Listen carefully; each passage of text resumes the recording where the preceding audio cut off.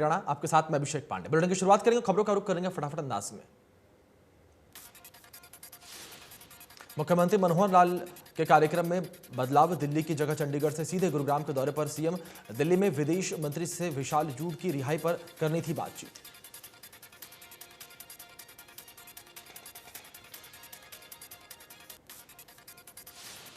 Deputy CM Dushyant Chautala ने फरीदाबाद के sector 12 में ग्रीवेंस कमेटी की बैठक ली। इस दौरान किसान आंदोलन को लेकर डिप्टी सीएम ने कहा कि न तो एमएसपी बंद हुई है और न ही मंडियां। डिप्टी सीएम ने कहा कि किसानों को अपनी फसल का पूरा दाम मिल रहा है। हमारी सरकार चाहती है कि किसान आधुनिक खेती करें और उन्हें उपज का बेहतर दाम मिले। दुष्यंत चौटाला ने पूर्व सीएम ओम प्रकाश चौटाला के जेल से बाहर आने पर खुशी जाहिर करते हुए कहा कि उनके बाहर आने पर वे खुश हैं और उन लोगों के लिए भी सबक है जिनकी वजह से उन्हें जेल जाना पड़ा। डिप्टी सीएम दुष्यंत चौटाला ने उम्मीद जताई है कि अजय चौटाला भी 7 महीने बाद इसी तरीके से जेल से बाहर आ जाएंगे, क्योंकि दोनों जनता की भलाई के लिए संघर्षशील रहे हैं। हरियाणा सरकार ने रबी खरीद जमीन 2021-22 के दौरान 1 अप्रैल से 15 मई तक कुल 396 मंडियां और खरीद केंद्रों पर कुल 84,93,145 टन गेहूं की खरीद न्यूनतम समर्थन मूल्य पर की है। सरकार की ओर से जारी बयान में कहा गया है कि खाद्य विभाग ने 25,67,599 टन गेहूं, हैफेड ने 36,22,157 टन गेहूं, भारतीय खाद्य निगम ने 6,94,294 टन गेहूं की खरीद की है। इसके अलावा हरियाणा वेयर हाउस ने 16,09,095 टन गेहूं की खरीद की है। इसका न्यूनतम समर्थन मूल्य कुल 15,402 करोड़ 73 लाख रुपए है। सरकार के जारी बयान के मुताबिक 9,14,415 जे फार्म के अनुसार 15,385 करोड़ 9 लाख रुपए की अदायगी सीधे किसानों के खाते में की जा चुकी है। इसके अलावा 319 करोड़ 11 लाख रुपए की राशि लेबर और दामी के आड़तियों को दी गई है। सरकारी बयान के मुताबिक बैंक खातों का मिलान न होने की वजह से दूसरे कारणों से 1188 जे फर्म की 17 करोड़ 64 लाख रुपए की राशि बकाया है।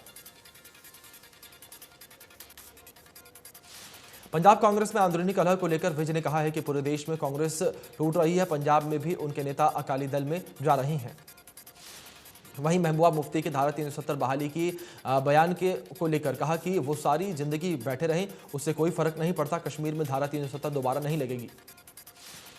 हरियाणा के डीजीपी मनोज यादव की वापस आईबी में जाने की चिट्ठी मिलने के बाद गृह मंत्री ने कहा कि मनोज यादव की अर्जी पर उन्होंने गृह विभाग को नया पैनल बनाकर केंद्र में भेजने के लिए कहा है।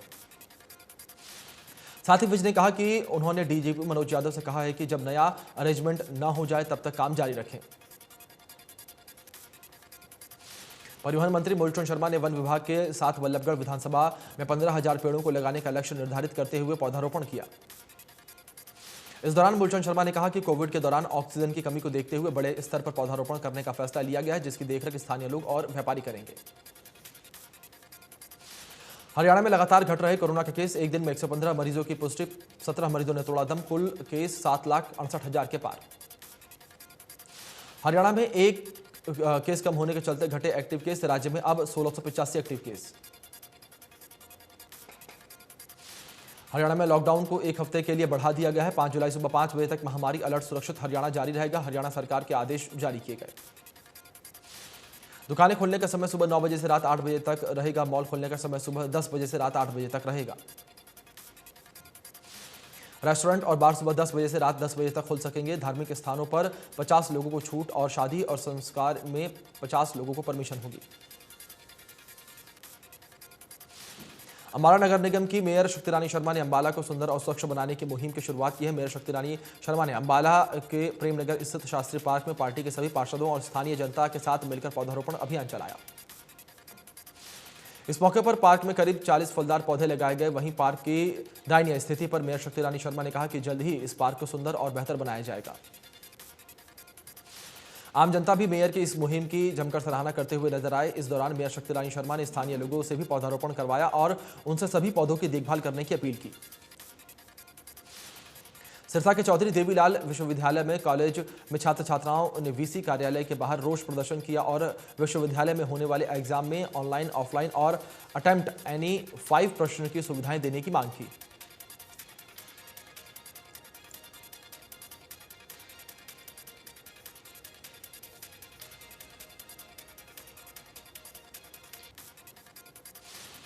छात्रों का कहना है कि इस मांग को लेकर वो पहले भी कई नेताओं और अधिकारियों को ज्ञापन सौंप चुके हैं, लेकिन उनकी मांग पूरी नहीं होती, इसलिए वो धरना प्रदर्शन कर रही हैं।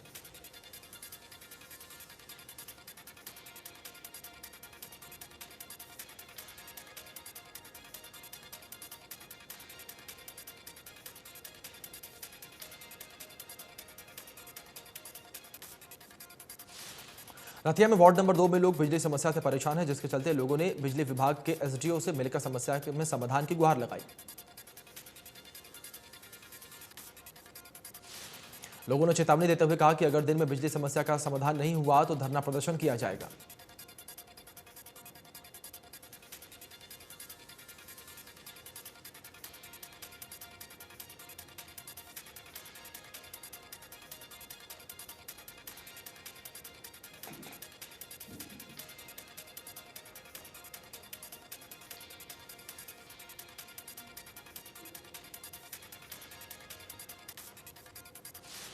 उत्तर प्रदेश के दादरी से मुंबई तक बनने वाले रेलवे फ्रेट कॉरिडोर के लिए जमीन अधिग्रहण में अनियमितताओं के लिए पलवल के जिला उपायुक्त ने 6 पटवारियों समेत 8 लोगों के खिलाफ धोखाधड़ी का मामला दर्ज करवाया है।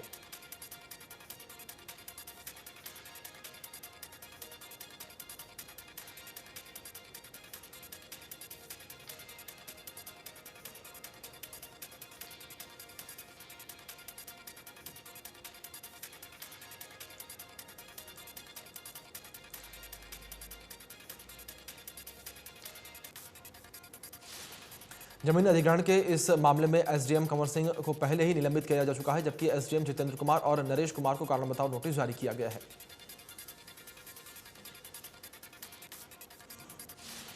इस फ्लड कॉरिडोर के लिए पलवल के 10 गांवों की जमीन का अधिग्रहण किया गया था। रेलवे की पॉलिसी का लाभ लेने के लिए करीब 100 गज जमीन के 400 मालिक बनाए गए हैं। छोटी छोटी जमीन के अधिग्रहण के लिए 22 करोड़ रुपए बतौर अवार्ड घोषित किया गया। इतनी मोटी रकम को लेकर जब रेलवे अधिकारियों को शक हुआ तो उसकी शिकायत मुख्यमंत्री से की गई, जिसके बाद मामले में एक्शन हुआ।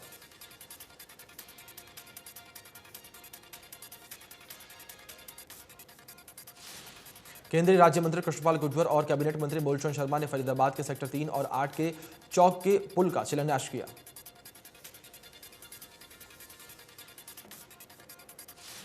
इस पुल का निर्माण जल संसाधन विभाग करवाएगी, जिसकी लागत करीब 6 करोड़ 85 लाख रुपए आएगी। ये पुल आगे 6 महीने में बनकर तैयार हो जाएगा। इस पुल के बनने से बल्लभगढ़ और फरीदाबाद विधानसभा आपस में जुड़ जाएंगे, जिससे लोगों को काफी मदद मिलेगी। हरियाणा में यूथ कांग्रेस के इलेक्शन को यूथ कांग्रेस संगठन सक्रिय हो गया है। फतेहाबाद पहुंचे हरियाणा प्रभारी ने जानकारी देते हुए बताया कि इसके लिए 7 जुलाई को वोट डाले जाएंगे। युवा कांग्रेस के प्रदेश प्रभारी पीवी चौहान ने बताया कि जिला स्तर पर चुनाव होंगे जो ऑनलाइन माध्यम से करवाए जाएंगे। रेवाड़ी में गर्मी के मौसम के चलते पंजाबी बिरादरी और पंचनंद स्मारक ट्रस्ट ने बाजारों में ठंडे पानी की रहनियां लगाई। हरको बैंक में चेयरमैन डॉक्टर अरविंद यादव का कहना है कि संकट की घड़ी में ऑक्सीजन और एम्बुलेंस मुहैया करवाने के लिए हर जिम्मेदारी को पंजाबी बिरादरी और पंचनंद स्मारक ट्रस्ट ने बखूबी निभाया। प्राइवेट स्कूल एसोसिएशन ने ऐलान किया है कि 7 दिन में बच्चे पोर्टल पर नहीं आए या एसएलसी लेने अभिभावक नहीं आए तो हरियाणा के शिक्षा विभाग के अब कार्यक्रमों का बहिष्कार करेंगे। निजी स्कूल संचालकों ने कहा है कि जब सरकार मॉल खोल सकती है, बस चला सकती है, तो स्कूल क्यों नहीं खोल सकती। स्कूल संचालकों ने कहा कि शिक्षक और मोबाइल में फर्क है। स्कूल संचालकों का कहना है कि अगर स्कूल नहीं खोले तो हरियाणा की पीढ़ी खराब होगी। हम बच्चों को पेरेंट्स की सहमति से स्कूल में बुलाना चाहते हैं, तो सरकार को आपत्ति क्यों है। बल्लभगढ़ में 2 युवकों पर 14 साल की लड़की के साथ दुष्कर्म करने का आरोप लगा है। पीड़िता के परिजनों ने 100 नंबर पर कॉल करके पुलिस को सूचना दी।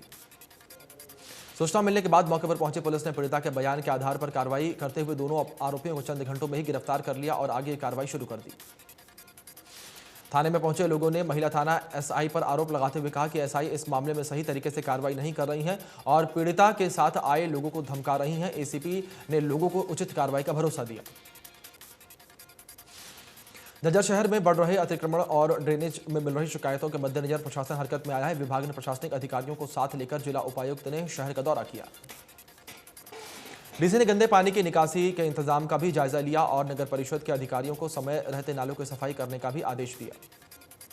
डीसी ने दुकानदारों के लिए किए गए अतिक्रमण को लेकर भी चिंता जताई। उन्होंने दुकानदारों से प्रशासन की मदद करने की अपील की और अधिकारियों को निर्देश दिए कि अतिक्रमण हटाने के लिए अभियान चलाएं। पलवल के हुड्डा सेक्टर में 2 अलावपुर निवासी की पुरानी रंजिश के चलते गोलियों से भूनकर हत्या कर दी गई। 20 से 30 बार मृतक पर गोलियां चलाई गई। परिजनों ने 3 लोगों के नाम पुलिस को दिए हैं। रोहतक के कालानौर की अनाज मंडी में चोरी हो गई। स्ट्रीट वेयरहाउस कोल्हास में 6,512 सरसों के भरे कट्टे चोरी हो गए, जिनकी कीमत करोड़ों में बताई जा रही है। जिस कर्मचारी को वेयरहाउस की सुरक्षा का जिम्मा सौंपा गया था, कर्मचारी भी पिछले कुछ दिनों से लापता बताया जा रहा है, जिसका फोन भी स्विच ऑफ आ रहा है।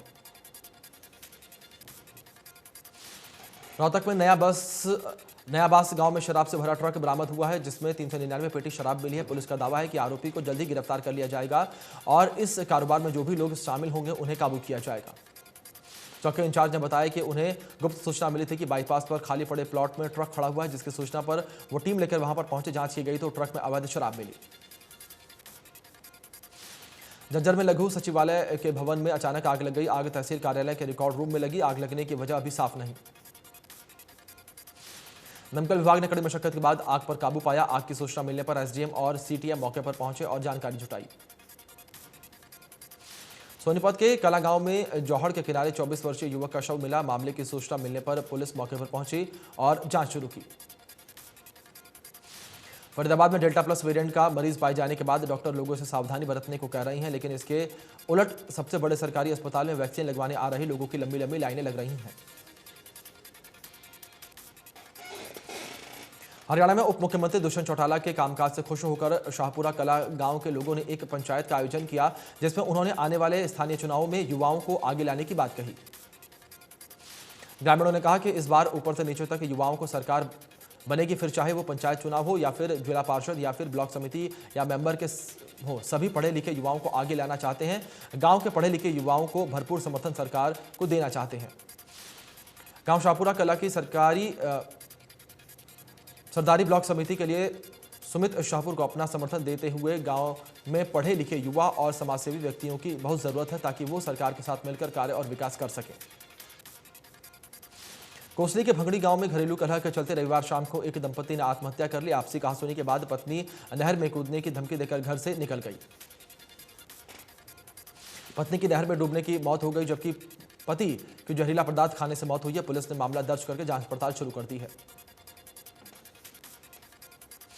पलवल हुडा सेक्टर 2 में जिम करने गए एक युवक की गोली मारकर हत्या कर दी गई। 31 वर्षीय मृतक अनूप भी हत्या के एक मुकदमे में हाईकोर्ट से जमानत पर आया हुआ था। 6 से 7 बदमाशों ने करीब 30 राउंड गोलियां चलाई, जिनमें से 1.5 दर्जन के आसपास गोलियां अनूप के शरीर में लगी। इतने अधिक मात्रा में गोली लगने से अनूप की मौके पर ही मौत हो गई। पुलिस ने मृतक के भाई की शिकायत पर 4 नामजद तथा अन्य के खिलाफ हत्या का और अन्य आपराधिक धाराओं में मुकदमा दर्ज कर लिया है और जांच पड़ताल शुरू कर दी है। अपनी मांगों को लेकर ग्रामीण साफ सफाई कर्मचारियों में सड़कों पर उतरे और हरियाणा सरकार पर भेदभाव और पक्षपात करने का आरोप लगाया। कर्मचारियों ने 14,000 रुपए मासिक सैलरी दिए जाने की मांग सरकार से की है। उप मुख्यमंत्री दुष्यंत चौटाला के नाम सिटी मजिस्ट्रेट को ज्ञापन सौंपकर जल्द मांग पूरी करने की मांग की। प्रधानमंत्री नरेंद्र मोदी ने भिवानी जिले के गांव देवसर निवासी बॉक्सर मनीष कौशिक का जिक्र किया और कहा कि खेल के माध्यम से मनीष कौशिक ने देश का नाम रोशन किया है। पीएम ने कहा कि गांव देहात के खेतों में जाने वाला युवा टोक्यो ओलंपिक में खेलने जा रहा है। पीएम ने संबोधन में मनीष के परिजनों ने उनका आभार जताया। इस दौरान भिवानी के विधायक घनश्याम सर्राफ ने भी प्रधानमंत्री के मन की बात कार्यक्रम और कार्यकर्ताओं के साथ बैठकर देखा। विधायक ने भी मनीष कौशिक को बधाई दी और कहा कि टोक्यो ओलंपिक में भी मनीष कौशिक देश का नेतृत्व करेंगे। रोहतक में मौजूद एक होटल में कारीगर की सीढ़ियों से गिरने से मौत हो गई। कारीगर ज्यादा शराब पिए हुए था और शराब के नशे में सीढ़ियों के साइड से नीचे गिर गया। सूचना मिलने पर पुलिस मौके पर पहुंची और इस मामले में केस दर्ज कर लिया है। पुलिस ने पोस्टमार्टम के बाद शव परिजनों को सौंप दिया है। रेवाड़ी में एक गांव में भैंस चोर समझकर लाठी डंडों से चाचा और भतीजे को पीट डाला। दोनों को इतना पीटा गया कि भतीजे ने वहीं पर दम तोड़ दिया। सूचना के बाद मौके पर पहुंची पुलिस ने शव को कब्जे में लेकर रेवाड़ी के सरकारी अस्पताल में भिजवा दिया है। वहीं मृतक के बेटे की शिकायत पर मामला दर्ज करके जांच पड़ताल शुरू कर दी गई है। हिसार रोड स्थित सीआईए थाना पुलिस ने नाइट डोमिनेशन अभियान के दौरान छीना झपटी, लूटपाट और चोरी की वारदातों को अंजाम देने वाले एक गिरोह के 6 युवाओं को काबू किया है। आरोपियों में एक नाबालिग किशोर भी शामिल है। सभी चीटा और नशीली गोलियों का सेवन करते थे। नशे की पूर्ति के लिए चोरी और छीना-झपटी की वारदातों को अंजाम देते थे।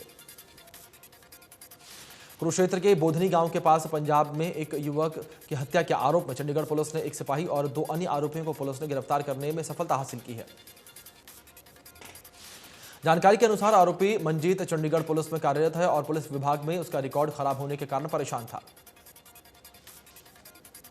जेजेपी के गोहाना और बड़ौदा हलकों के कार्यकर्ताओं के संयुक्त रूप से मीटिंग का आयोजन किया गया, जहां सभा में कोविड के नियमों को सरेआम धज्जियां उड़ाती गई। सोशल डिस्टेंसिंग की सरेआम धज्जियां उड़ाई गई। लोगों ने सोशल डिस्टेंसिंग को भूलकर मास्क लगाना भी उचित नहीं समझा। ज्यादातर लोग बिना मास्क और सोशल डिस्टेंसिंग के बगैर ही सभा में मौजूद थे। जेजेपी पार्टी के कार्यकर्ता और नेता मिलकर संयुक्त रूप से सेक्टर 7 स्थित बस अड्डे के पास भगवान परशुराम आश्रम गोहाना में मीटिंग का आयोजन कर रहे थे। तस्वीरें इतनी खतरनाक देखने को मिली कि लोग कोरोना से बेखौफ होकर सोशल डिस्टेंसिंग को भूलकर एक दूसरे के साथ राजनीतिक गलियारों में मस्ती मारते हुए नजर आए।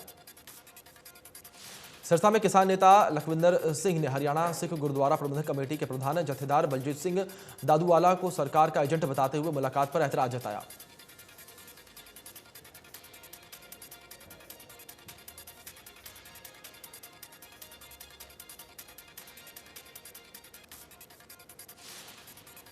पुराना पुलिस ने ब्लैकमेलिंग के आरोप में मनीष आहूजा को गिरफ्तार कर लिया। ग्राम पंचायतों में दबाव बनाकर ब्लैकमेलिंग का पैसा ऐंठने के आरोप में योगेश रानी और मनीष आहूजा के खिलाफ पुलिस ने केस दर्ज किया था। जुलाना के मेन मार्केट में हार्डवेयर और पेंट की दुकान के मालिक को फोन पर किसी धमकी भरा फोन किया, जिसके बाद दुकानदार ने पुलिस को शिकायत दी। साइबर सिटी गुरुग्राम में खानसा रोड पर स्थित 2 दुकानों में आग लग गई, जिससे दुकानों में रखा सारा सामान जलकर खाक हो गया। आग लगने की सूचना मिलने के बाद दमकल विभाग की टीम मौके पर पहुंची और कड़ी मशक्कत के बाद आग पर काबू पाया। बताया जा रहा है कि शॉर्ट सर्किट से दुकानों में आग लगी।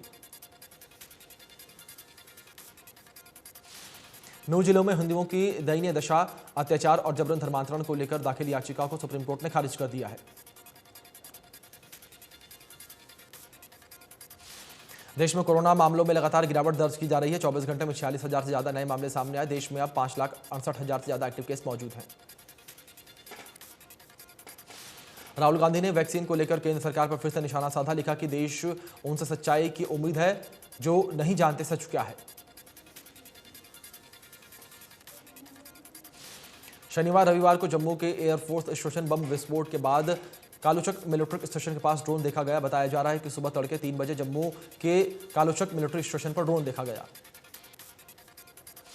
ड्रोन के देखे जाने के बाद सुरक्षा बलों ने इस पर 25 राउंड फायरिंग भी की। फिलहाल ड्रोन की तलाश में सर्च ऑपरेशन जारी है।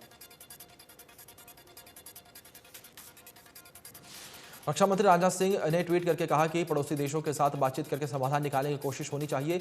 मंशा साफ होनी चाहिए। हम किसी को न तो आंख दिखाना चाहते हैं और न ही किसी का आंख दिखाना मंजूर है। ट्विटर और केंद्र सरकार के बीच चल रहा तनाव जारी है। ट्विटर ने इस बार भारत के नक्शे के साथ छेड़छाड़ करने को लेकर जिस सरकार को माइक्रो ब्लॉगिंग साइट ने फिर से तनातनी हो सकती है। दावा है कि ट्विटर ने अपनी वेबसाइट पर भारत का जो नक्शा दिखाया है उसमें जम्मू कश्मीर और लद्दाख को शामिल नहीं किया गया है। ट्विटर ने अपनी वेबसाइट पर जम्मू कश्मीर और लद्दाख को 2 अलग-अलग देश के तौर पर दिखाया है।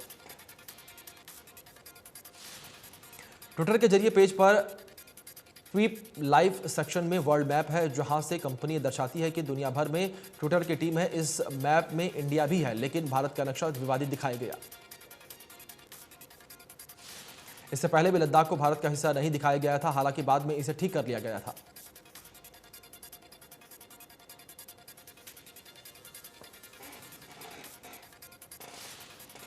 ट्विटर ने धर्मेंद्र चौधरी के बाद जेरेमी कैसल को नियुक्त किया ग्रीवांस अधिकारी।